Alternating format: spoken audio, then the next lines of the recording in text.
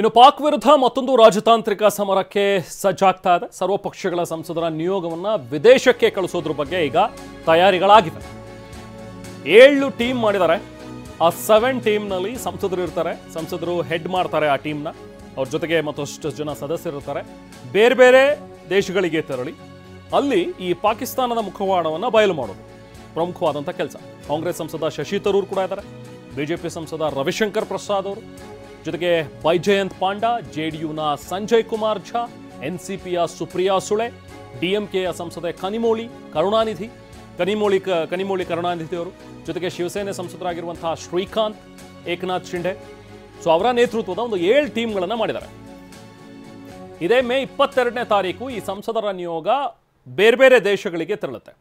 ವಿದೇಶಗಳಿಗೆ ಭೇಟಿ ನೀಡಿ ಅಲ್ಲಿ ಭಾರತದ ಸ್ಟ್ಯಾಂಡ್ ಏನು ಅನ್ನುವಂಥದ್ದನ್ನು ಹೇಳ್ತಾರೆ. ಅಂದರೆ ನೋಡಿ, ಪಾಕಿಸ್ತಾನ ಹೇಗೆ ಭಾರತದ ಮೇಲೆ ದಾಳಿಗಳನ್ನು ಮಾಡ್ತಾ ಇದೆ, ಉಗ್ರ ದಾಳಿಗಳನ್ನು ಮಾಡ್ತಾ ಇದೆ, ಉಗ್ರರಿಗೆ ಪ್ರಚೋದನೆಯನ್ನು ನೀಡ್ತಾ ಇದೆ, ಇವ್ರ ಮೇಲೆ ನೀವುಗಳು ಕೂಡ ನಿರ್ಬಂಧ ಹೇರಬೇಕು ಅನ್ನುವಂಥದ್ರ ಬಗ್ಗೆ ಒಂದು ಒತ್ತಡ ಹೇರೋದು. ನಮ್ಮ ಸಂಸದರ ಈ ನಿಯೋಗದ ಕೆಲಸ ಏನಂತ ಹೇಳಿದ್ರೆ, ವಿದೇಶಗಳಿಗೆ ಹೋಗಿ ಪಾಕಿಸ್ತಾನ ಮಾಡ್ತಾ ಇರುವಂಥ ಈ ಕುಚೇಷ್ಟೆಗಳು, ಅದು ಮಾಡ್ತಾ ಇರುವಂಥ ಕರ್ಮಕಾಂಡಗಳು, ಅದನ್ನು ಬಯಲಿಗೆಳೆಯೋದು. ಯಾಕಂದರೆ ಈಗ ಆಲ್ರೆಡಿ IMFನಿಂದ ಏನೊಂದು $1 ಬಿಲಿಯನ್ ಅಷ್ಟು ಅದಕ್ಕೆ ಸಾಲ ಕೊಡ್ಲಾಯ್ತಲ್ಲ, IMFನಿಂದ ಕೊಟ್ಟಂಥ ಸಾಲ, ಆಗಲೂ ಕೂಡ ಭಾರತ ಅದನ್ನು ವಿರೋಧ ಮಾಡಿತ್ತು. ನೀವು ಈ ರೀತಿಯಾಗಿ ಕೊಡಬೇಡಿ ಅವ್ರಿಗೆ ಸಾಲ, ಯಾಕಂದರೆ ಆ ದುಡ್ಡನ್ನು ತೊಗೊಂಡೋಗಿ ಅವರು ಭಯೋತ್ಪಾದಕರಿಗಿನ್ನ ಬೆಳೆಸೋದಕ್ಕೆ ಹಾಕ್ತಾರೆ ಅಂಥೇಳಿ. ಬಟ್ ಅದನ್ನು ಕೇಳ್ದಲೇ IMFನಿಂದ ಸಾಲವನ್ನು ಕೊಟ್ಟಾಗಿತ್ತು ಪಾಕಿಸ್ತಾನಕ್ಕೆ. ಅದನ್ನು ಎಲ್ಲಿ ಬಳಸಿದ್ರು ನೋಡಿ, ಅಲ್ಲಿ ಹೋಗಿ 14 ಕೋಟಿ ಅಜರ್ ಮಸೂದ್ ಫ್ಯಾಮಿಲಿಯವರಿಗೆ ಕೊಡ್ತವ್ರೆ, 1 ಕೋಟಿ ಒಂದೊಂದು ಫ್ಯಾಮಿಲಿಗೆ ಅಂಥೇಳಿ. ಅವ್ರ ಮನೆಗಳನ್ನು ಮತ್ತೆ ರೀಬಿಲ್ಡ್ ಮಾಡಿಕೊಡ್ತೀವಿ ಅಂತ ಹೇಳ್ತಾರೆ ಪಾಕಿಸ್ತಾನದವರು. ಸೊ ಹಾಗಾಗಿ ಈ ಥರದ ಒಂದು ಕೆಲಸ ಮಾಡುವಂತಹ ಪಾಕಿಸ್ತಾನ ಇದು ಭಯೋತ್ಪಾದಕರನ್ನ ಪೋಷಿಸ್ತಾ ಇದೆ, ಪೊರೀತಾ ಇದೆ ಅನ್ನುವಂಥದ್ರ ಬಗ್ಗೆ ಹೇಳ್ಕೊಡ್ಬೇಕು ವಿದೇಶಗಳಿಗೆ. ಸೊ ಆ ರೀತಿಯಾಗಿ ಈಗ ನಿಯೋಗವನ್ನು ರೆಡಿ ಮಾಡಿ ಅಮೆರಿಕಾಗೆ ಶಶಿ ತರೂರ್ ನೇತೃತ್ವದ ನಿಯೋಗ ಹೋಗುತ್ತೆ. ಹೀಗೆ ಬೇರೆ ಬೇರೆಯವ್ರಿಗೆ ಬೇರೆ ಬೇರೆ ಜವಾಬ್ದಾರಿ. ಪೂರ್ವ ಯುರೋಪ್ಗೆ ವಿಜಯಂತ್ ಜಯ್ ಪಾಂಡಾ ಅವರ ನೇತೃತ್ವದ ನಿಯೋಗ ತೆರಳುತ್ತೆ. ಇನ್ನು ರಷ್ಯಾಗೆ ಕನಿಮೋಳಿ ಕರುಣಾನಿಧಿ ಅವರ ನೇತೃತ್ವದ ನಿಯೋಗ ಹೋಗುತ್ತೆ. ಜೊತೆಗೆ ಆಗ್ನೇಯ ಏಷ್ಯಾ ರಾಷ್ಟ್ರಗಳಿಗೆ ಸಂಜಯ್ ಝಾ ಅವರ ನೇತೃತ್ವದ ತಂಡ, ಆ ಒಂದು ನಿಯೋಗ ಅಲ್ಲಿಗೆ ಟ್ರಾವೆಲ್ ಮಾಡುತ್ತೆ. ಸೊ ಇನ್ನು ಮಧ್ಯಪ್ರಾಚ್ಯ ರಾಷ್ಟ್ರಗಳಿಗೆ ರವಿಶಂಕರ್ ಪ್ರಸಾದ್ ಅವರ ನೇತೃತ್ವದ ನಿಯೋಗ ತೆರಳುತ್ತೆ. ಪಶ್ಚಿಮ ಏಷ್ಯಾ ದೇಶಗಳಿಗೆ ಸುಪ್ರಿಯಾ ಸುಳೆ ಅವರ ನೇತೃತ್ವದ ಒಂದು ನಿಯೋಗ. ಇದರ ಬೆನ್ನಲ್ಲೇ ಆಫ್ರಿಕನ್ ದೇಶಗಳಿಗೆ ಶ್ರೀಕಾಂತ್ ಶಿಂಡೆ ಅವರ ನೇತೃತ್ವದಲ್ಲಿ ನಿಯೋಗ ತೆರಳುತ್ತೆ. ಅಲ್ಲಿ ಹೋಗಿ ಮನವರಿಕೆಯನ್ನು ಮಾಡಿಕೊಡೋದು, ಅಲ್ಲಿನ ಸರ್ಕಾರಕ್ಕೆ ಒತ್ತಡ ತರುವಂಥದ್ದು.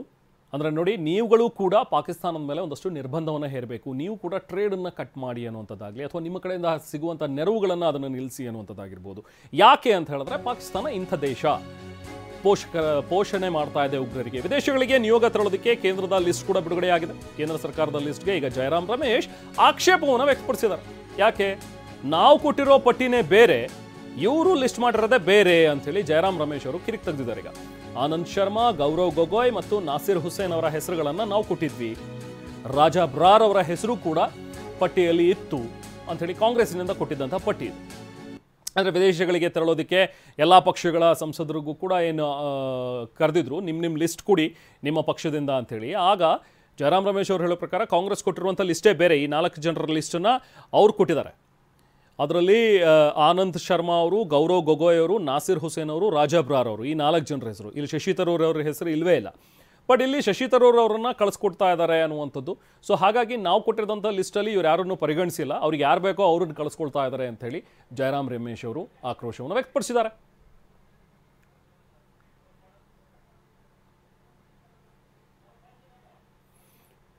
ಸೊ ವಿದೇಶಕ್ಕೆ ಹೋಗುವಂಥ ನಿಯೋಗ, ಅದರಲ್ಲಿ ಕೇಂದ್ರ ಸರ್ಕಾರಕ್ಕೆ ಈಗ ಧನ್ಯವಾದ ಹೇಳ್ತಾ ಇದ್ದಾರೆ ಶಶಿ ತರೂರ್. ಟ್ವೀಟ್ ಮೂಲಕ ಧನ್ಯವಾದವನ್ನು ಹೇಳಿದ್ದಾರೆ ಶಶಿ ತರೂರ್.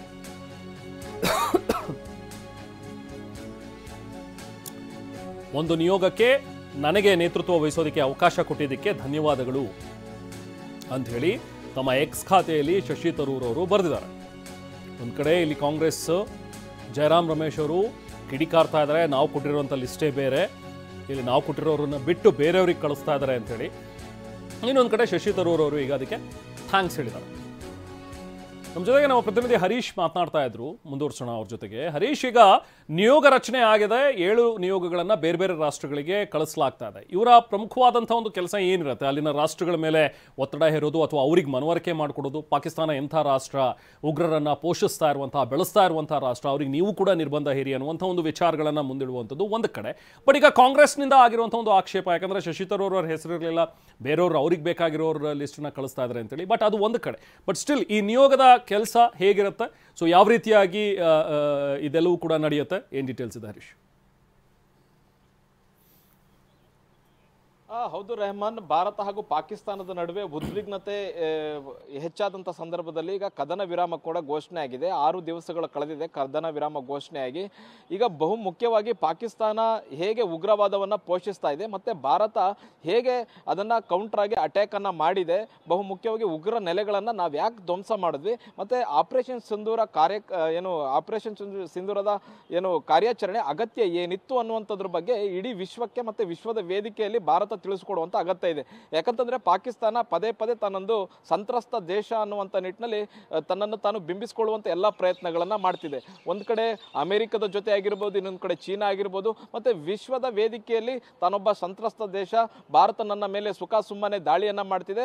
ಬಹು ಮುಖ್ಯವಾಗಿ ನಾವು ಉಗ್ರವಾದಕ್ಕೆ ಯಾವುದೇ ಪೋಷಣೆಯನ್ನ ಕೊಡ್ತಿಲ್ಲ, ಮತ್ತೆ ಉಗ್ರ ಸಂಘಟನೆಗಳಿಗೂ ಮತ್ತೆ ಪಾಕಿಸ್ತಾನ ಸರ್ಕಾರಕ್ಕೂ ಯಾವುದೇ ಸಂಬಂಧ ಇಲ್ಲ. ಇದು ಭಾರತದ ಒಳಗಿನ ಸಮಸ್ಯೆಯನ್ನ ನಮ್ಮ ಮೇಲೆ ಅವರು ಎತ್ಕಟ್ತಾ ಇದ್ದಾರೆ ಅನ್ನುವಂಥದ್ದನ್ನ ಪಾಕಿಸ್ತಾನ ಪದೇ ಪದೇ ಹೇಳುವಂತ ಪ್ರಯತ್ನ ಮಾಡಿತ್ತು. ಇದಕ್ಕೆ ಕೌಂಟರ್ನ ಭಾರತ ಕೊಡಲೇಬೇಕಾಗಿತ್ತು. ಯಾಕಂತಂದ್ರೆ ಬಹು ಮುಖ್ಯವಾಗಿ ಪಾಕಿಸ್ತಾನದ ಸೇನೆ, ಪಾಕಿಸ್ತಾನದ ಸರ್ಕಾರ ಹಾಗೂ ಪಾಕಿಸ್ತಾನದಲ್ಲಿರ್ತಕ್ಕಂಥ ಉಗ್ರ ಸಂಘಟನೆಗಳಿಗೂ ಇರುವಂತ ಸಂಬಂಧ ಏನು ಅನ್ನುವಂಥದ್ದನ್ನ ವಿಶ್ವದ ವೇದಿಕೆಯಲ್ಲಿ ತೋರಿಸಬೇಕಾಗತ್ತೆ. ಹಾಗಾಗಿ ಭಾರತ 7 ಮಂದಿ ಸಂಸದರನ್ನ ವಿವಿಧ ದೇಶಗಳಿಗೆ ಕಳಿಸ್ತಿರುವಂತದ್ದು. ಅಂದ್ರೆ 7 ದಿಕ್ಕುಗಳಿಗೂ ಕೂಡ ಈಗ ಸಂಸದರು ಹೋಗ್ತಾ ಇದ್ದಾರೆ. ಒಂದ್ ಕಡೆ ರಷ್ಯಾಗೆ ಒಬ್ರು ಹೋಗ್ತಾ ಇದ್ದಾರೆ, ಇನ್ನೊಂದ್ ಕಡೆ ಅಮೆರಿಕಕ್ಕೆ ಒಬ್ರು ಹೋಗ್ತಾ ಇದ್ದಾರೆ, ಮತ್ತೆ ದಕ್ಷಿಣ ಆಫ್ರಿಕಾಕ್ಕೆ ಒಬ್ರು ಸಂಸದರು ಹೋಗ್ತಾ ಇದ್ದಾರೆ. ಅಂದ್ರೆ ಸರ್ವ ಪಕ್ಷಗಳ ಸಂಸದರು, ಈಗ ಎಲ್ಲಾ ಪಕ್ಷಗಳ ಸಂಸದರು ಇದರಲ್ಲಿ ಇದ್ದಾರೆ. 7 ಮುಖ್ಯ ಸಂಸದರುಗಳು ಹೋಗ್ತಾ ಇದ್ದಾರೆ ನಿಯೋಗದಲ್ಲಿ. ಅದರಲ್ಲಿ ತಿಳಿಸ್ತಾರೆ ಬಹು ಮುಖ್ಯವಾಗಿ ಪಾಕಿಸ್ತಾನದ ವಿರುದ್ಧ ನಾವು ಯಾಕೆ ಈ ಒಂದು ಕಾರ್ಯಾಚರಣೆಯನ್ನ ಮಾಡಬೇಕಾಗಿತ್ತು, ಮತ್ತೆ ಪಾಕಿಸ್ತಾನ ಹೇಗೆ ಉಗ್ರವಾದವನ್ನು ಪೋಷಿಸ್ತಾ ಇದೆ, ಮತ್ತೆ ರಾಜತಾಂತ್ರಿಕವಾಗಿ ಪಾಕಿಸ್ತಾನವನ್ನ ಹೇಗೆ ವಿಶ್ವ ಮಟ್ಟದಲ್ಲಿ ಇಕ್ಕಟ್ಟಿಗೆ ಸಿಲುಗಿಸಬೇಕು ಅನ್ನುವಂತ ಪ್ರಯತ್ನ ಈಗ ಕೇಂದ್ರ ಸರ್ಕಾರದ್ದು. ಹೀಗಾಗಿ ಎಲ್ಲ ಸಂಸದರನ್ನ ಕಳಿಸ್ತಾ ಇರುವಂತಹದ್ದು. ಇದರಲ್ಲಿ ಬಹು ಮುಖ್ಯವಾಗಿ ಕಾಂಗ್ರೆಸ್ ಆಕ್ಷೇಪವನ್ನು ಯಾಕೆ ವ್ಯಕ್ತಪಡಿಸ್ತಾ ಇದೆ ಅಂತಂದ್ರೆ, ಬಹು ಮುಖ್ಯವಾಗಿ ಕೇಂದ್ರ ಸರ್ಕಾರ ಕೇಳುತ್ತೆ ಎಲ್ಲ ಪಕ್ಷಗಳಿಗೂ, ನಿಮ್ಮ ಯಾವ ಸಂಸದರನ್ನ ನಾವು ಕಳಿಸ್ಬೇಕು ಅನ್ನುವಂತ ನಿಟ್ಟಿಲ್ಲ. ಹಾಗಾಗಿ ಕಾಂಗ್ರೆಸ್ನ ಒಂದು ಲಿಸ್ಟ್ ಅನ್ನ ಕೊಟ್ಟಿರುತ್ತೆ, ನಮ್ಮ ಈ ಸಂಸದರನ್ನ ನೀವು ಆಯ್ಕೆ ಮಾಡಿ ಕಳಿಸಬಹುದು ಅನ್ನುವಂತ ನಿಟ್ಟಿಲ್ಲ. ಅದ್ರಲ್ಲಿ ಯಾರ್ಯಾರ ಹೆಸರಿತ್ತು? ಆನಂದ್ ಶರ್ಮಾ, ಗೌರವ್ ಗೊಗೊಯ್, ನಾಸೀರ್ ಹುಸೇನ್ ಮತ್ತೆ ರಾಜಾ ಬ್ರಾರ್, ಈ 4 ಸಂಸದರ ಹೆಸರನ್ನ ಕಾಂಗ್ರೆಸ್ ಕೊಟ್ಟಿತ್ತು. ಆದ್ರೆ ಕೇಂದ್ರ ಸರ್ಕಾರ ಏನ್ ಮಾಡಿದೆ, ಈ 4 ಹೆಸರನ್ನ ಪಕ್ಕಕ್ಕೆ ಇಟ್ಬಿಟ್ಟು ಶಶಿ ತರೂರ್ ಅವರ ಹೆಸರನ್ನ ನಿಯೋಗದಲ್ಲಿ ಸೇರಿಸಿದೆ, ಮತ್ತೆ ಅವರನ್ನ ಅಮೆರಿಕಕ್ಕೆ ಕಳಿಸ್ತಾ ಇರುವಂತಹದ್ದು. ಇದು ಈಗ ಕಾಂಗ್ರೆಸ್ ಕೆಂಗಣ್ಣಿಗೆ ಗುರಿಯಾಗಿದೆ. ಯಾಕಂತಂದ್ರೆ ಶಶಿ ತರೂರ್ ಇತ್ತೀಚೆಗೆ ಕಾಂಗ್ರೆಸ್ ಇಂದ ಒಂದು ಕಾಲು ಹೊರಗಿಟ್ಟಂತೆ ಕಾಣಿಸ್ತಾ ಇದೆ. ಯಾಕಂದ್ರೆ ಅವರು ಪ್ರಧಾನಿ ಮೋದಿ ಅವರನ್ನ ಹೊಗಳುತ್ತಾ ಇದ್ದಾರೆ, ಮತ್ತೆ ಕಾಂಗ್ರೆಸ್ನ ಕೆಲವೊಂದು ನಿಲುವುಗಳನ್ನ ಕೂಡ ಅವರು ವಿರೋಧ ಮಾಡಿರುವಂತಹದ್ದು. ಮತ್ತೆ ಪ್ರಧಾನಿ ನರೇಂದ್ರ ಮೋದಿ ಅವರು ಕೂಡ ಕೇರಳಕ್ಕೆ ಹೋದಂತ ಸಂದರ್ಭದಲ್ಲಿ ಶಶಿ ತರೂರ್ ಅವರನ್ನ ಹೊಗಳದಂತಿರ್ಬೋದು, ಮತ್ತೆ ಶಶಿ ತರೂರ್ ಜಾಸ್ತಿ ಮಾತಾಡಿದಂತ ಸಂದರ್ಭದಲ್ಲಿ, ಅಂದ್ರೆ ಬಿಜೆಪಿಯ ಪರವಾಗಿ ಹೆಚ್ಚು ಮಾತಾಡಿದಂತ ಸಂದರ್ಭದಲ್ಲಿ ಇದನ್ನ ಸಹಿಸಿಕೊಳ್ಳೋದಿಲ್ಲ ಅನ್ನುವಂತ ನಿಟ್ಟಿನಲ್ಲಿ ಕಾಂಗ್ರೆಸ್ ಕೂಡ ಎಚ್ಚರಿಕೆಯನ್ನ ಕೊಟ್ಟಿತ್ತು. ಇದರ ಹೊರತಾಗಿಯೂ ಕೂಡ ಕೇಂದ್ರ ಸರ್ಕಾರ ಶಶಿ ತರೂರ್ ಅವರನ್ನ ಹೆಸರನ್ನ ಈ ನಿಯೋಗದಲ್ಲಿ ಸೇರಿಸಿರುವಂತದ್ದು. ಬಿಜೆಪಿ ಇದು ರಾಜಕೀಯ ಮಾಡ್ತಾ ಇದೆ. ಈ ನಿಯೋಗದಲ್ಲೂ ಕೂಡ ಬಿಜೆಪಿ ರಾಜಕೀಯ ಮಾಡುವ ಮೂಲಕ ಕಾಂಗ್ರೆಸ್ ಅನ್ನ ಹಿನ್ನೆಲೆಗೆ ಸರಿಸುವಂತ ಪ್ರಯತ್ನವನ್ನ ಮಾಡ್ತಾ ಇದೆ ಅನ್ನುವಂಥದ್ದು ಕಾಂಗ್ರೆಸ್ ಈಗ ಆರೋಪವನ್ನ ಮಾಡ್ತಾ ಇರುವಂತಹದ್ದು. ರೇಮನ್, ರೈಟ್, ಥ್ಯಾಂಕ್ ಯು ಹರೀಶ್.